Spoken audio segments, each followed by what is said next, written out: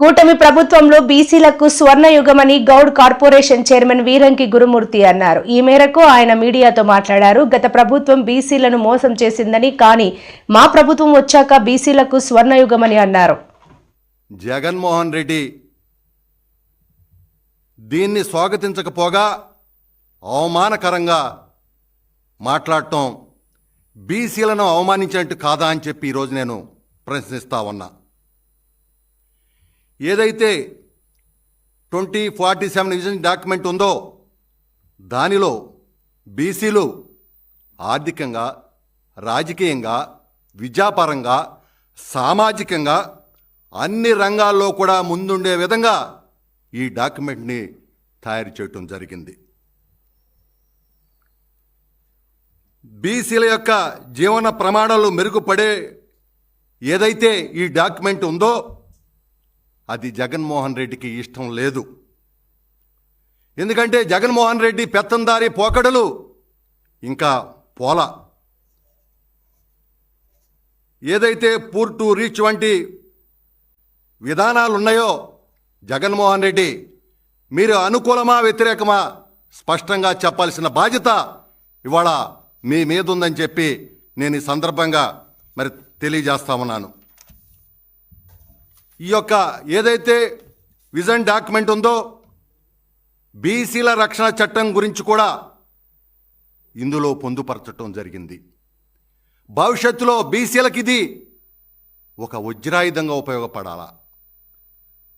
దీనికి సంబంధించి సాంకేతికంగా, న్యాయపరంగా అన్ని అంశాలను కూడా కులక్షంగా చర్చించి ఈ రక్షణ చట్టాన్ని తయారు చేస్తా ఉన్నారు.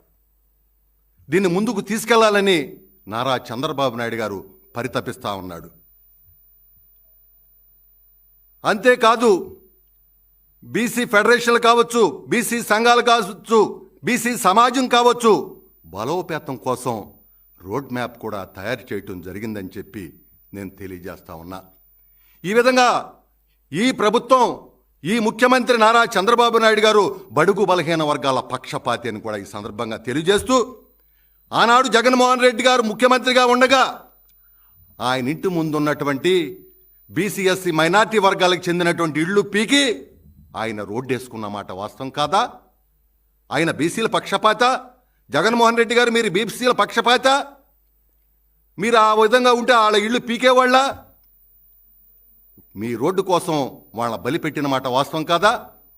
ఈ రోజున ఈ ప్రభుత్వం, ఈ ముఖ్యమంత్రి నారా చంద్రబాబు నాయుడు గారు, మా ఉప ముఖ్యమంత్రి పవన్ కళ్యాణ్ గారు వారి నాయకత్వంలో ఈ రాష్ట్రంలో 4,500 కోట్లు ఖర్చు పెట్టి 3,000 కిలోమీటర్లో సిమెంట్ రోడ్లను ఎస్సీ బీసీ మైనార్టీ వర్గాలకు చెందిన వాళ్ళకి ఒక్క జనవరి లోపు మేము చేస్తామన్నామని చెప్పి గర్వంగా మనం చేస్తూ ఉన్నాం. ఇది బీసీల ప్రభుత్వం, ఇది బీసీల పక్షపాతి ఉన్నటువంటి ప్రభుత్వం. ముఖ్యంగా ఈ విజన్లో ఏదైతే ఉందో బలహీన వర్గాలకు ఆహార భద్రత, ఆరోగ్య భద్రత, ఉపాధి భద్రత, విద్యా భద్రత కల్పించే విజన్ 2047పై మీ విధానం ఏంటి అని చెప్పి కూడా నేను ఈరోజు మిమ్మల్ని అడుగుతా ఉన్నా. ఏదైతే P4 మోడల్ ద్వారా లబ్ధి పొందేటువంటి ఈ బడుగు బలహీన వర్గాలు ఉన్నారో మీరేమనుకుంటున్నారు? బలహీన వర్గాల లబ్ధి పొందుతున్నారనుకుంటున్నారా? పెత్తందారులు లబ్ధి పొందుతున్నారనుకుంటున్నారా? కనీసం జ్ఞానం కూడా లేకుండా మీరు మాట్లాడుతూ ఉన్నారే. ఇవాళ మేము బడుగు బలహీన వర్గాల్ని ఈ రాష్ట్రంలో రాబోయేటువంటి రోజుల్లో పారిశ్రామికవేత్తలుగా తయారు చేయాలనుకుంటా ఉన్నాం.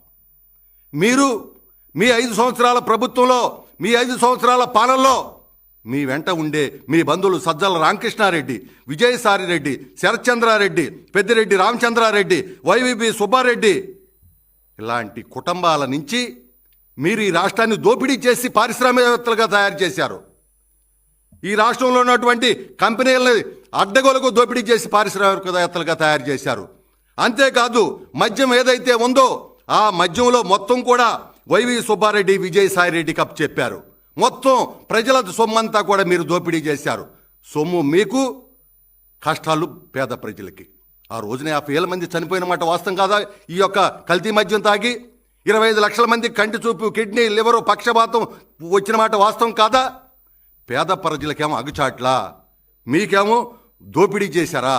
మీరు ఆ విధంగా మీరు ఈ కుటుంబాల్లో పారిశ్రామికలు తయారు చేస్తే మా నాయకుడు నారా చంద్రబాబు నాయుడు గారు ఎస్సీ, బీసీ, ఎస్టీ, మైనార్టీ వర్గాలకు చెందినటువంటి ప్రతి ఒక్కరిని కూడా గుర్తించి ఏదైతే 2047 విజన్ ఉందో దాంట్లో ప్రతి ఇంటికి కూడా ఒక పారిశ్రామికవేత్తని, చిన్న పరిశ్రమలు ప్రోత్సహించి తయారు చేయాలని చెప్పి ఈ రోజున 6 నెలల్లో ఈ యొక్క ప్రయత్నం చేస్తామన్నమాట వాస్తవం కాదా? ఇవాళ అంతేకాదు, మేము తీసుకొచ్చినటువంటి మద్యం పాలసీ ఏదైతే ఉందో మీ పాలసీ మొత్తం కూడా మీరు మీ కుటుంబం దోపిడీ చేస్తే ఈ రోజున ఈ రాష్ట్రంలో అనేక మంది స్వచ్ఛందంగా వచ్చి ఇవాళ షాపులు పాడుకున్నారు. అంతేకాదు, ఇవాళ రాష్ట్రంలో గౌడ కులస్తులకి మరి ప్రత్యేకంగా కోటా ఇచ్చి వాళ్ళల్లో కూడా మరి ఈ యొక్క మద్యం షాపులు ఇచ్చి మరి వాళ్ళ కూడా ముందుకు తీసుకెళ్లాలని చెప్పి ఇవాళ చంద్రబాబు నాయుడు గారు ఆ విధానాన్ని కూడా ప్రవేశపెట్టిన మాట వాస్తవం కాదా అని చెప్పి నేను మిమ్మల్ని అడుగుతా ఉన్నా. జగన్మోహన్ రెడ్డి, మీరు 6 నెలలు అవ్వకముందే ముఖ్యమంత్రి పదవి పోయేపాటికి మీకు నిద్ర పడతలా, ఏం చేయాలో తెలియటిల్లా, పిచ్చెక్కిపోయి కొట్టుకుంటా ఉన్నావు. ఈ రాష్ట్రంలో చంద్రబాబు నాయుడు గారు మరి ఈ రాష్ట్రాన్ని సర్వనాశనం చేస్తే ఈ రాష్ట్రాన్ని దారిలో పెట్టడానికి, గాడిలో పెట్టడానికి ఇవాళ పోలవరం కావచ్చు, అమరావతి కావచ్చు, ఏ విధంగా ముందుకు తీసుకెళ్లాలన్న ఆలోచన విధానాన్ని ఒకసారి చూసి